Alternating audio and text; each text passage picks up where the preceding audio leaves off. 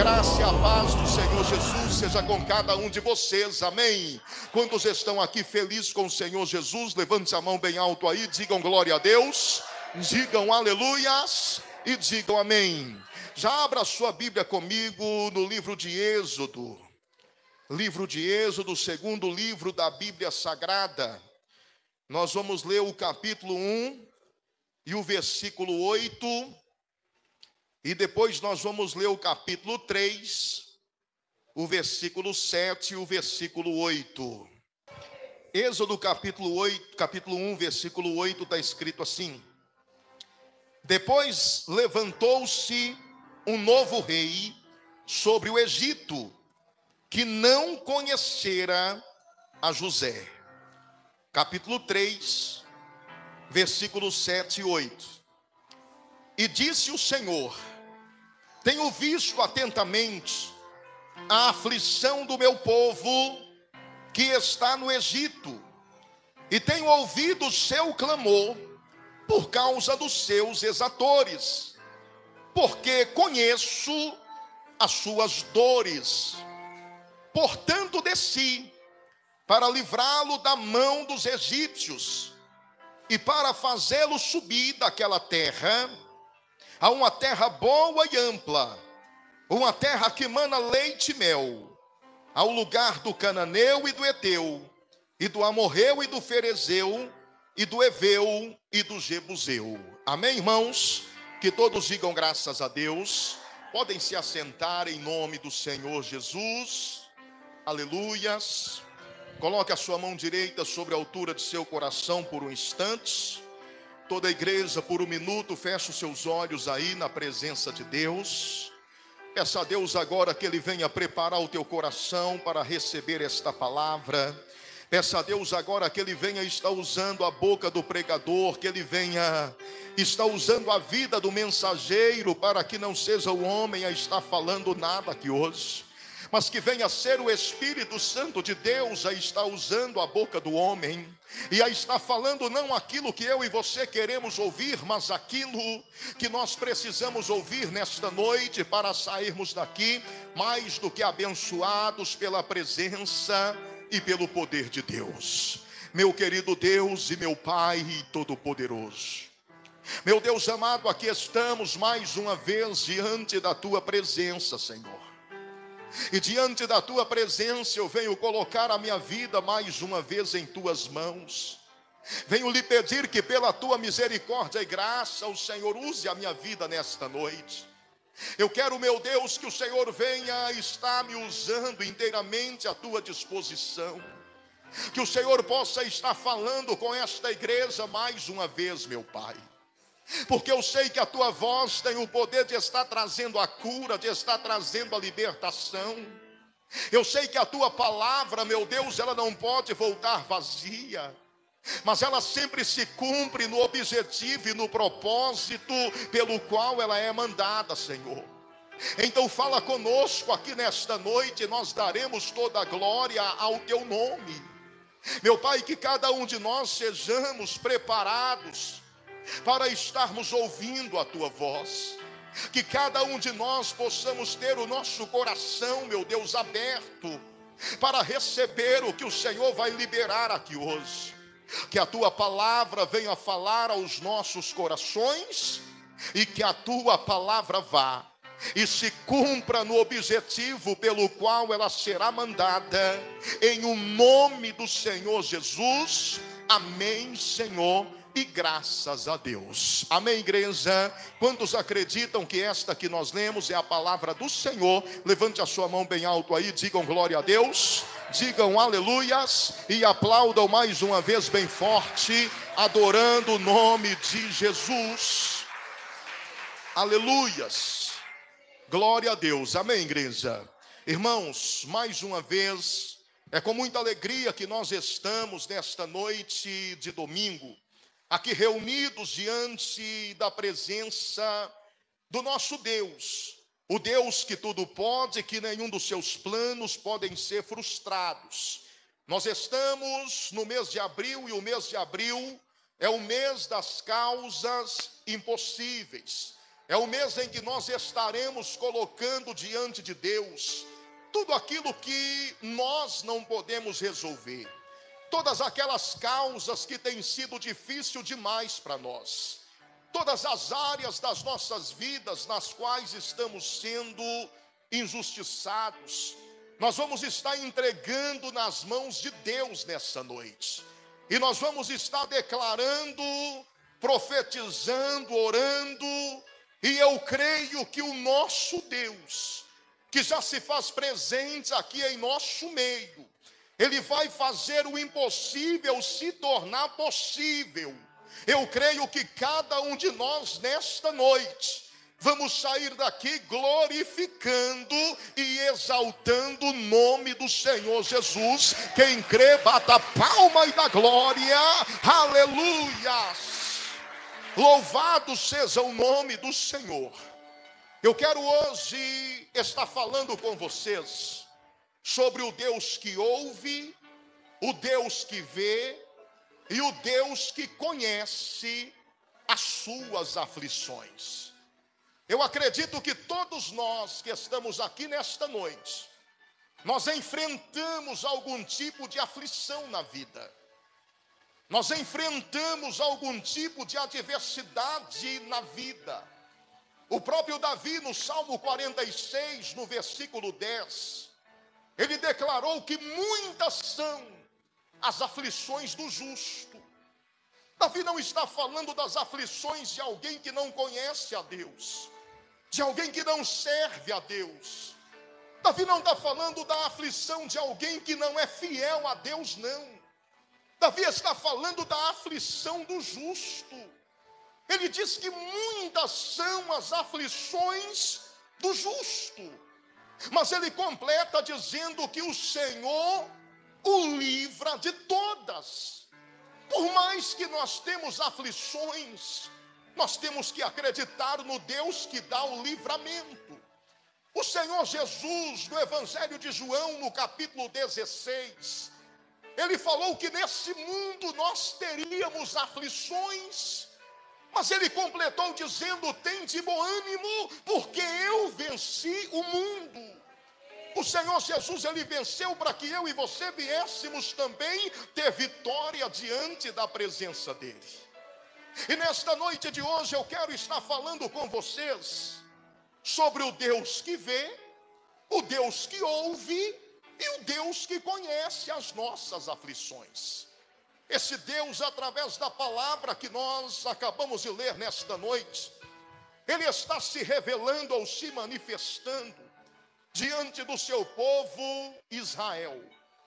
Eu escolhi um texto muito conhecido e muito fácil para nós podermos estar meditando nesta noite. Primeiramente nós lemos Êxodo capítulo 1, versículo 8, onde a Bíblia diz que um novo rei assumiu o reinado do Egito. E esse novo rei, ele não conhecia José. Ele não conhecia a história de José. Ele não conhecia, na verdade, a história de Israel. A Bíblia diz que quando esse novo rei, esse novo faraó assume o Egito, ele começa a se impressionar ao ver o crescimento do povo hebreu. A Bíblia diz no capítulo 1, a partir do versículo 8, que ele não conhecia José, ele não sabia quem era José. E a partir do versículo 9, a Bíblia diz que ele começa a perguntar: que povo é esse, que é maior e mais poderoso do que nós? E é nesta situação que esse governador do Egito, que esse faraó, ele decide escravizar o povo de Deus. E nesse contexto o povo de Israel se torna escravo por mais de 400 anos. Foi o maior exílio que Israel viveu de todas as escravidões e de todos os exílios que eles já passaram. Mas aí talvez venha aquele questionamento: o que é que levou, ou por que que o povo de Israel está no Egito? Nós que conhecemos a história, Nós sabemos muito bem que a Bíblia diz que uma época houve uma grande fome sobre toda a terra. E a Bíblia diz que foi esse José a quem este faraó não sabia quem era, que foi levantado por Deus e foi usado para que através da economia do Egito ele viesse estar sustentando o mundo inteiro. E a Bíblia diz que nesta ocasião o Egito se tornou uma potência mundial, a maior potência do mundo.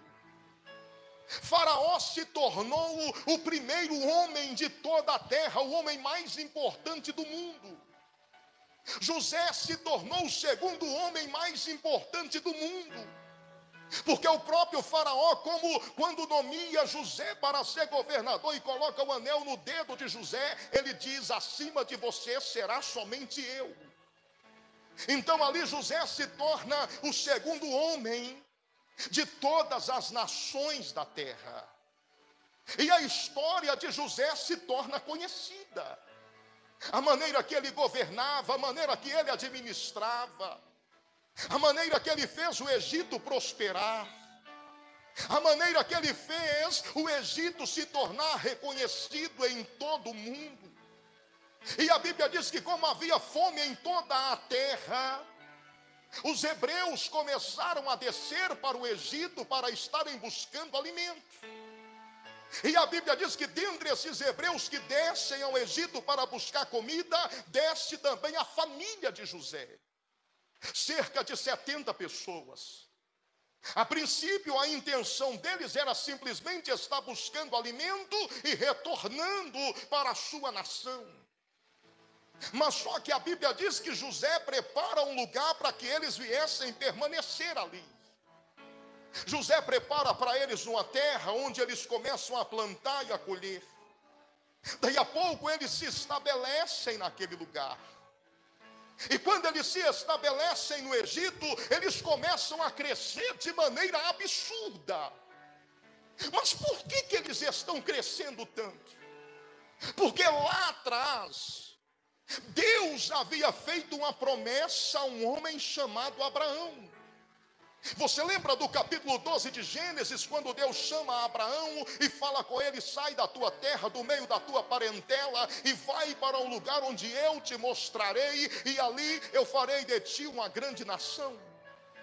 Pois bem, no capítulo 18, ou melhor, capítulo 15 de Gênesis, Deus chama esse mesmo Abraão, manda Abraão sair para fora da sua tenda. E Deus fala assim com ele: Abraão, olha para o céu. Você é capaz de contar as estrelas do céu? Abraão diz: não. Você é capaz de contar as areias do mar? Abraão responde: não. E o Senhor Deus fala para ele: assim será a sua descendência. Eu vou fazer a sua semente grande. Eu vou fazer através de você uma grande nação. Só que tem um detalhe, irmãos. A mulher com quem Abraão havia se casado, a Bíblia diz que era estéril, não podia ter filhos. Mas acontece que o Deus a quem nós servimos, Ele é especialista em fazer promessas diante de situações impossíveis. Porque humanamente falando, era impossível que a mulher de Abraão, que Sara, viesse ter filhos. Mas Deus está chegando para Abraão e está dizendo: através de você, eu vou estar levantando uma grande nação. A sua semente vai se espalhar sobre toda a terra e será tão grande como as estrelas do céu e a areia do mar, que ninguém é capaz de contar. Aí no capítulo 18 de Gênesis, esse mesmo Deus, ele vai falar com Sara, ele vai revelar a sua promessa para Sara. Quando ele fala com Sara, a Bíblia diz que Sara, ela ri porque ela duvida, ela não acredita que ela pode ser mãe, porque além de ser estéril, ela já é avançada de idade. E é aqui que Deus se manifesta pela primeira vez como sendo o Deus do impossível. Porque quando Sara ri, ele pergunta: por que Sara está rindo? Por um acaso, para mim ou para o Senhor, existe alguma coisa considerado impossível? Então sabe o que Deus está fazendo? Ele está se manifestando e dizendo para mim: não existe nada impossível. Meu irmão, minha irmã, eu quero que você entenda nesta noite. Talvez você chegou aqui hoje diante de uma grande impossibilidade. Talvez você chegou aqui hoje diante de uma grande aflição. Aflição essa que você talvez nunca imaginou que você viveria, devido você ser um homem de Deus, ser uma mulher de Deus, carregar uma promessa. Mas eu quero dizer para você que o cenário que você está vivendo hoje, a aflição que você está vivendo hoje, não é capaz de invalidar a promessa que Deus ele tem para a sua vida, porque o Deus a quem nós servimos, Ele é o Deus que pode todas as coisas. Para Ele não existe impossível. Aleluia! Glória a Deus! Então a promessa de Deus, ela começa a ser estabelecida através de Abraão. Aí nasce Isaac, filho de Abraão. Daí a pouco nasce Jacó, filho de Isaac. Agora nasce José, filho de Jacó. E José, ele é vendido para ser escravo lá no Egito. E nós conhecemos a história de escravo, ele se torna governador. E ele é a pessoa a quem Deus usa para poder estar alimentando toda uma nação. Ele é a pessoa a quem Deus levanta para estar levando provisão para toda a terra. Tanto que Faraó, ele muda o nome de José, e José passa a se chamar Zefenate Paneia, ou Zafenate Paneá, que significa provedor mundial, porque através de José passa a ter provisão em todas as nações da terra. Só que o tempo passou. Abraão morreu, Isaac morreu, agora Jacó, pai de José, morreu. O tempo está passando. Aí a Bíblia diz que José também morre. O faraó da época de José também morre. As pessoas que conheciam a história de José e a promessa que os hebreus carregavam também morreram. Uma nova geração está surgindo. E com essa nova geração é levantado um novo rei, um novo faraó, para estar reinando sobre o Egito. E a Bíblia diz que esse novo faraó, ele não faz ideia, ele não sabe quem era José, ele não conhece José, ele não conhece a história de José, ele não conhece a história de Jacó, ele não conhece a história de Isaac, nem tampouco conhece a história de Abraão, muito menos ele não conhece a história do Deus dos hebreus. Então por isso ele está admirado. Ele está vendo que aquele povo, apesar de estarem ali em uma nação que não pertencia a eles, eles estão crescendo de maneira absurda. E ele começa a perguntar: quem é esse povo que se tornou maior e mais poderoso do que nós? E ninguém consegue explicar para ele, porque aquela nova geração não conhecia a história. E aquilo começa a preocupar esse novo faraó. E ele chega à seguinte conclusão: nós não podemos deixar esse povo continuar crescendo. Nós precisamos parar com o crescimento deles. Só que o que ele não sabia era que quem dava o crescimento àquele povo era o Deus a quem eles serviam. Sabe, meu irmão e minha irmã, toda vez que alguém se deparar com você e esta pessoa não conhecer a sua história, ela vai querer parar o seu crescimento.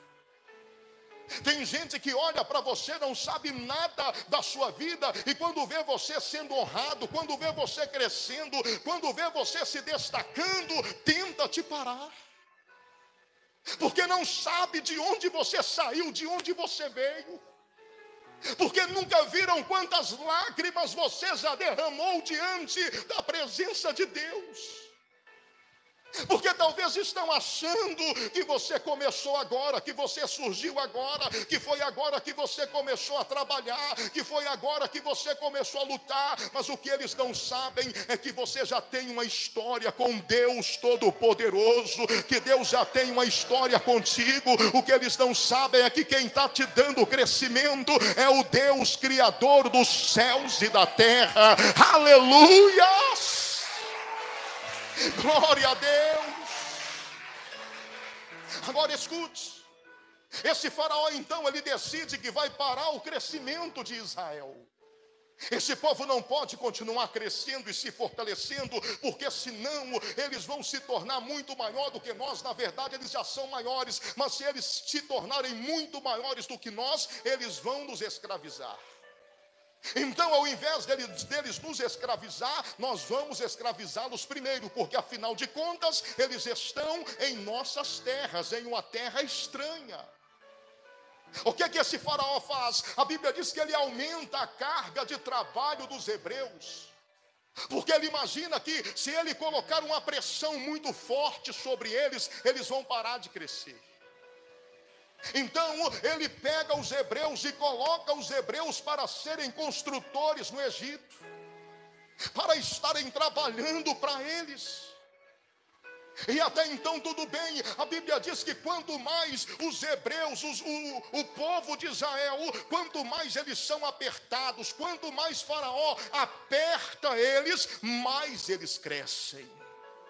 Quanto mais Faraó tenta diminuir eles, mais eles crescem. Por quê? Porque quem dá o crescimento para eles não é o homem, é Deus. E era isso que Faraó não entendia. Aí a Bíblia diz que Faraó, ele vê que eles estão crescendo ainda mais. Aí além de colocar eles para serem os construtores, para construir casas, para estar levantando muros, Faraó também coloca eles para fazer tijolos, para serem amassadores de barro.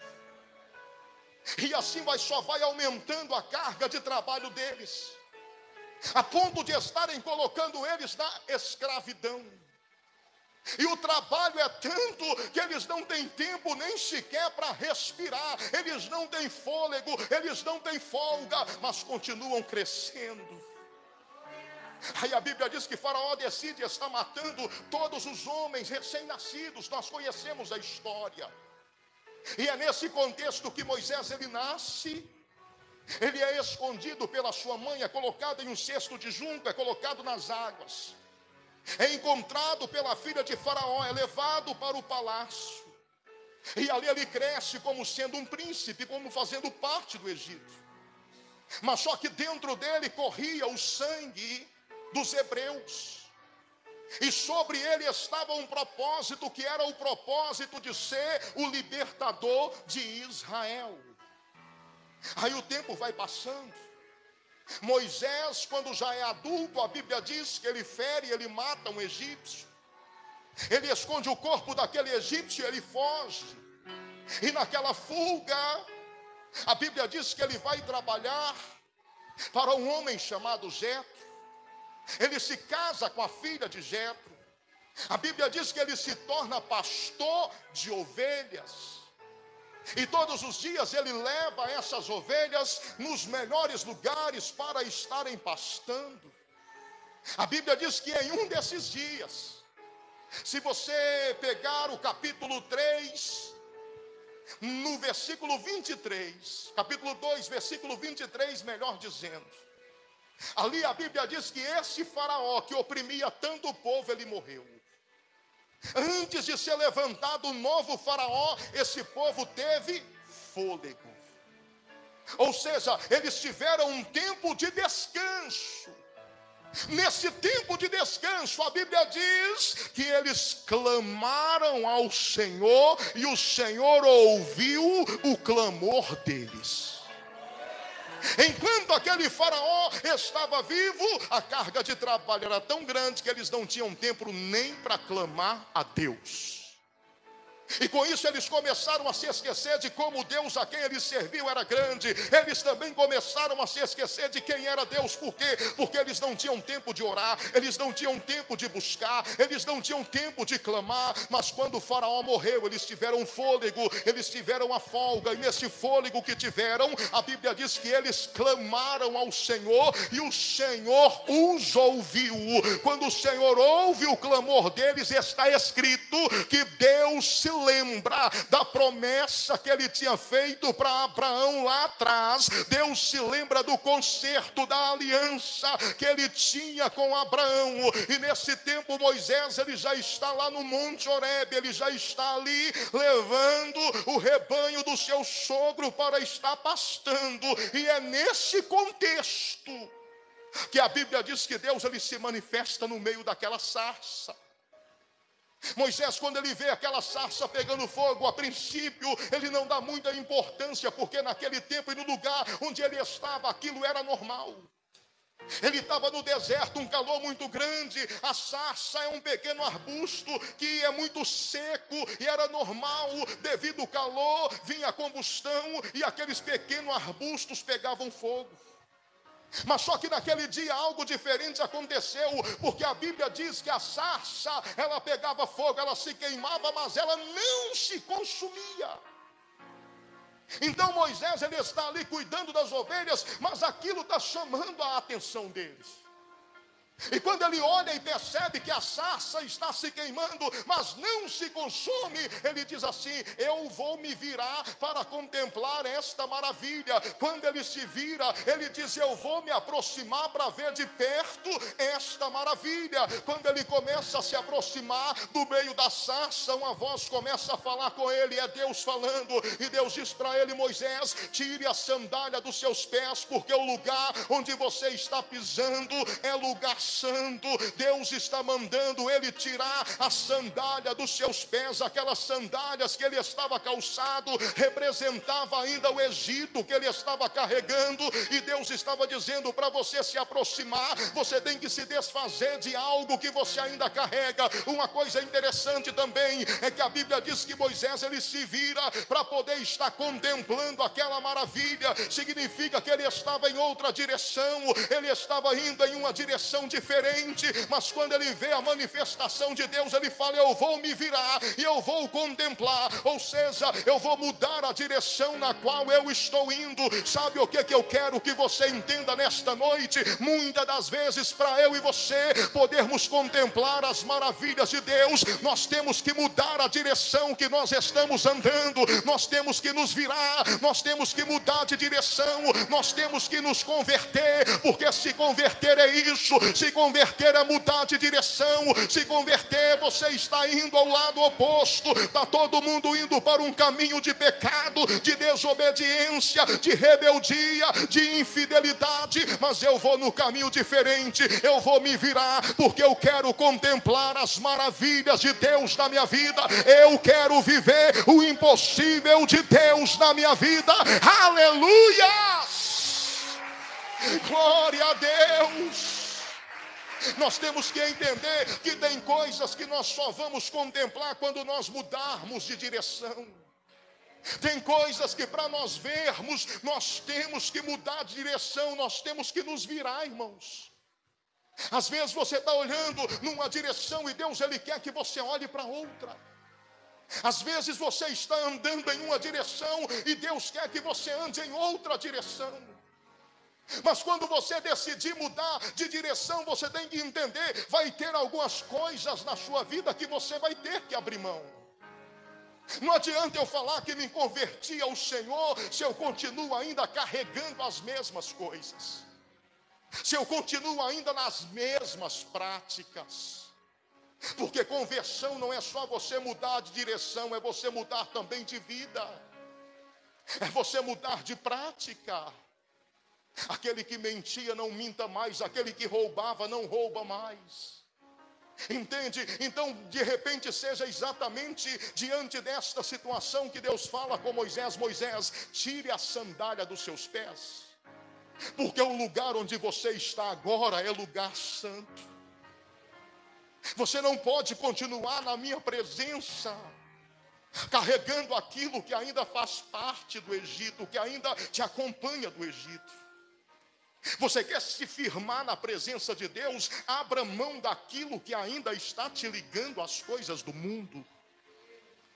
Você quer permanecer na presença de Deus? Você quer se firmar com o Senhor Jesus? Abra mão daquilo que te liga no mundo.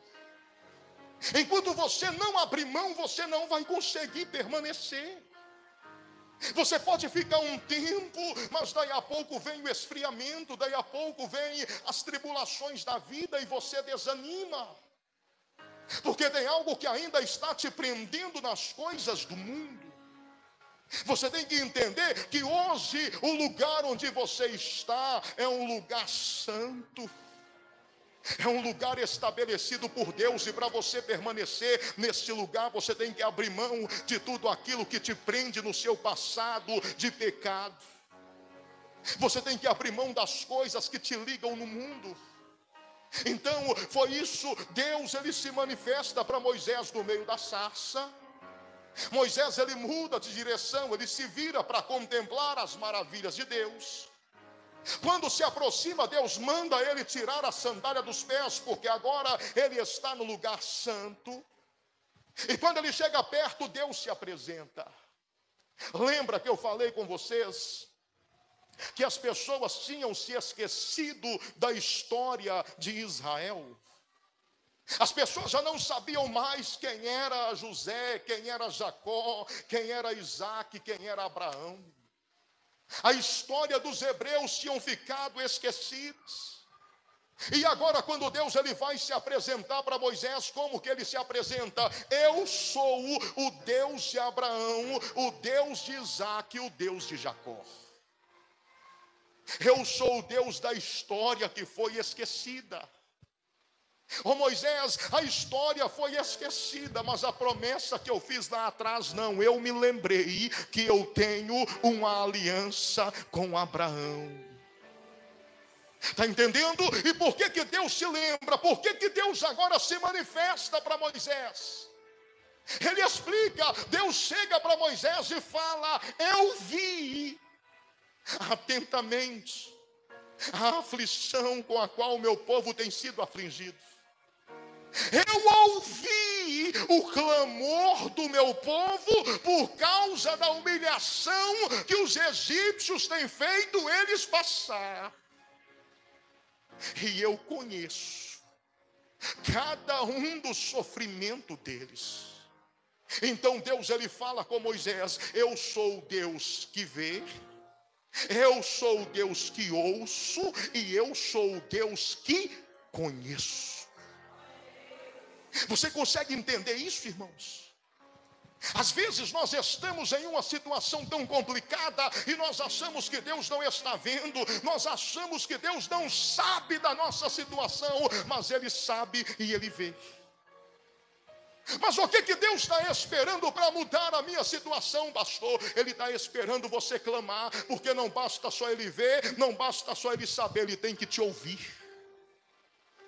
Agora a pergunta é: por que às vezes você tem se calado diante dos seus problemas? Por que às vezes você tem se calado diante das suas causas impossíveis? Porque talvez quando o problema é grande demais, nós deixamos de orar, porque achamos que não tem jeito. Quando o problema é grande demais, nós achamos talvez que a oração é uma perca de tempo, porque o problema é muito grande, o problema eu não posso resolver. Se você pudesse resolver, não precisaria você orar. Sabe por que você tem que orar? É exatamente porque você não pode resolver. Então você tem que clamar por aquele que pode todas as coisas. Você tem que clamar por aquele que tem a solução que você precisa. Você entende por que o povo de Israel ficaram tanto tempo em silêncio? Por que durante tanto tempo aquele povo se calou diante daquela opressão? Porque a Bíblia diz que o que Faraó fazia com eles, a opressão que Faraó colocava sobre eles, era tão grande que eles não tinham tempo sequer para falar com Deus. Eles não tinham fôlego, eles não tinham folga. Sabe quantas vezes você tem trabalhado tanto que você não tem folga para poder falar com Deus? Às vezes, quando você vai orar, são segundos de oração, nem chega a ser minutos. Ah, pastor, mas eu não tenho tempo, eu trabalho demais. Mas por que você trabalha demais? Por que você tem que sempre estar se esforçando demais? Porque às vezes o diabo, ele tem se levantado para poder escravizar você. E ele não chega escravizando de cara não, irmãos. Faraó, ele não chegou escravizando de cara o povo de Israel, não. Ele chegou de maneira sutil. Aí eu vou colocar vocês para construírem as casas do Egito. Daí a pouco aumentou a carga de trabalho. Já não era só construir as casas, eram fazer tijolos, era amassar barro. E só foi aumentando, a ponto do povo não ter tempo sequer de clamar a Deus. O diabo sabe que quando você começar a clamar a Deus, ele vai ter que bater em retirada. Então o diabo faz de tudo para não deixar você clamar. O diabo faz de tudo para não deixar você servir ao Senhor. O diabo faz de tudo para colocar você numa situação tão difícil, numa situação de tanta luta, de tanta tribulação, numa situação tão complicada, a ponto de você nem sequer parar para falar com Deus. Porque o diabo sabe que quando você falar com Deus, Deus vai se manifestar. Sabe por quê? Porque Deus está vendo você.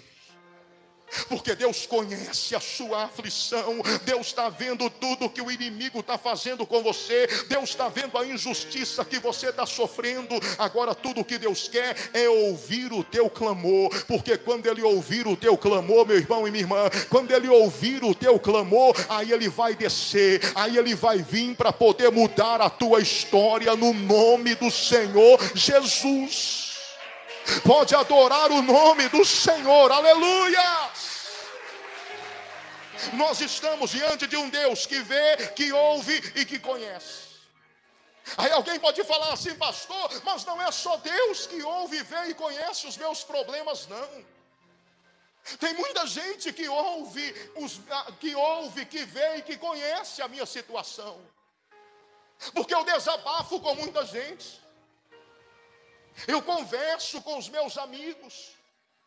Às vezes a pressão está tão violenta que eu não aguento. Eu tenho que conversar com alguém. Eu tenho que pedir oração para alguém. Eu tenho que pedir alguém para orar por mim, porque eu mesmo não estou conseguindo orar. Sim, eu sei disso.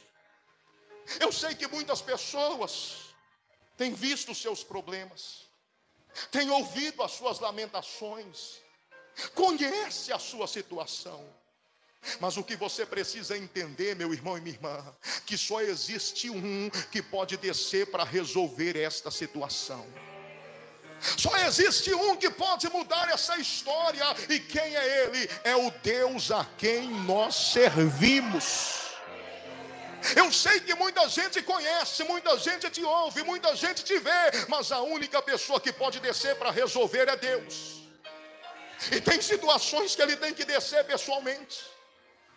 Você conhece o livro de Salmos, capítulo 91, no versículo 7, a Bíblia diz que o Senhor dará ordem aos seus anjos a nosso respeito, e eles vêm para poder estar nos servindo. Preste atenção, anjos são seres ministradores a serviço de Deus, para estar servindo o povo de Deus, para estar servindo aqueles que são salvos. Eu e você, que um dia aceitamos o Senhor Jesus como Salvador da nossa vida, os anjos, eles trabalham em nosso favor. Quando Deus dá ordem aos seus anjos para poder estar livrando você, para poder estar trazendo a bênção para a sua vida, esses anjos, eles existem somente para obedecer às ordens de Deus. Quando você pega a Bíblia, você vai ver vários momentos que Deus ordenou um anjo, e o anjo foi lá para poder levar um recado. Você vai ver momentos que anjo foi para poder travar uma batalha. Você vai ver momentos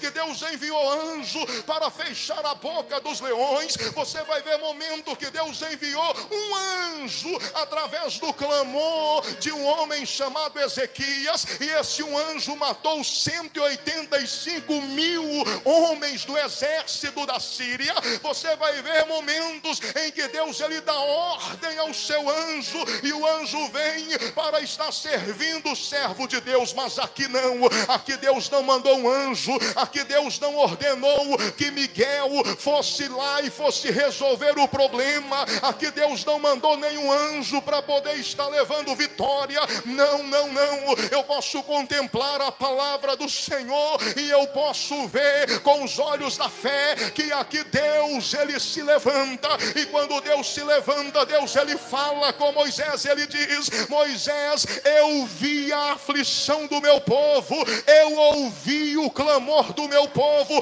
eu conheço perfeitamente a situação do meu povo, e eu desci a fim de livrar o meu povo das mãos de Faraó. Pode aplaudir e dar glória, aleluia. Aqui é Deus que desce, irmãos. Eu desci a fim de livrar o meu povo da escravidão dos egípcios e para levá-los a uma terra boa e ampla, a terra que mana leite e mel. Agora, por que Deus desce? Por que Deus não poderia enviar só um anjo? Por que Deus não poderia simplesmente liberar uma palavra? Por que Deus desce? Porque Deus sabe que a batalha deles não termina no Egito. Deus sabe que quando eles chegassem nessa terra boa e ampla, a terra que emana leite e mel, o próprio Deus fala aí no versículo 9, que essa terra, o versículo 8, que essa terra é a terra dos Jebuseus, dos Ferezeus, dos Amorreus, a terra dos Eveus. Então Deus sabia que naquela terra havia habitantes, haviam moradores, e Deus sabia que havia de ter uma batalha no meio daquela terra. Então foi por isso que Deus desceu, porque Deus sabia que o seu povo sozinho não poderia vencer aquela batalha. Eles estariam diante de uma situação impossível. Eu quero que você entenda uma coisa aqui: onde você consegue alcançar, Deus não vai colocar a mão dele. O que você consegue resolver, Deus não vai se manifestar para resolver para você. Onde você consegue ir, Deus não vai. O que você pode fazer, Deus não faz. Mas aquilo que você não pode, é aí que Deus vai lá fazer. É onde você não pode ir que Deus ele entra. É onde você não alcança que Deus coloca a mão. É onde o seu pé não consegue pisar que Deus ele chega para mostrar que ele é Deus na sua vida, que ele é contigo. Aleluia!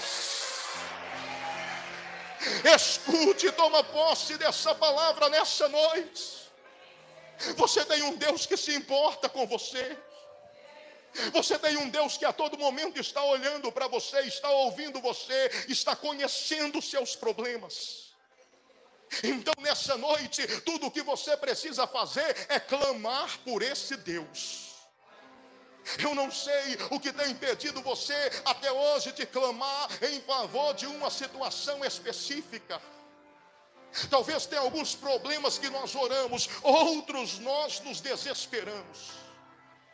Quando você sente uma dor de cabeça, você dobra os seus joelhos, você ora. Mas uma dor de cabeça, muitas das vezes, se você toma um analgésico, você fica livre dela. Aí quando você recebe o diagnóstico do câncer, você se desespera. Mas espera aí, por que você se desespera? Porque o câncer para o homem não tem cura. É aí que você tem que dobrar os seus joelhos e clamar diante do Deus que você serve. Porque Deus só vai fazer o que o remédio não faz. Deus só vai resolver o que o homem não resolve. Aprenda a orar por causas grandes. Aprenda a orar por coisas grandes. Eu não sei o que você está precisando nessa noite.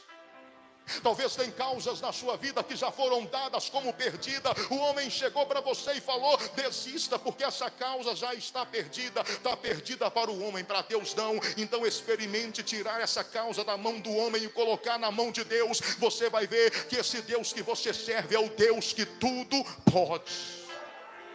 É o Deus que vê, é o Deus que ouve, é o Deus que conhece, mas é também o Deus que desce para resolver. Tem situações que não vai ser o homem, tem situações que ele nem vai mandar anjo, tem situações que ele vai vir, tem situações que ele vai se manifestar. Sabe por quê? Porque ele é o seu Deus. Todo mundo pode se esquecer disso, mas você não. Todo mundo pode se esquecer, você não. Você tem que saber quem é o seu Deus. Você tem história com ele, você tem história na presença dele. Ele já tirou você de lugares que ninguém mais era capaz de te tirar.